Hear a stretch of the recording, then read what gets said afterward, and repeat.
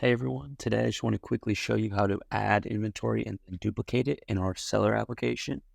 So as you can see here, we have the full suite of features from your desktop onto your mobile device. And then here in a second, I'm going to click add inventory.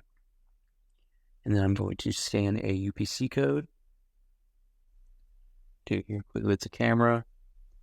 So now that that's been added, you can see I got my favorite Hello Kitty bath rug. I'm going to scan for the bin location. It's already given me a description. I'm just going to put the baby category, open box, and then remove this reserve price. It already has the picture, so now I can just submit it. Now that that's successful, I'm just going to hit copy lot, and it's going to pull all that same information back into the listing page. So I can quickly just hit submit, and then I will do it one more time.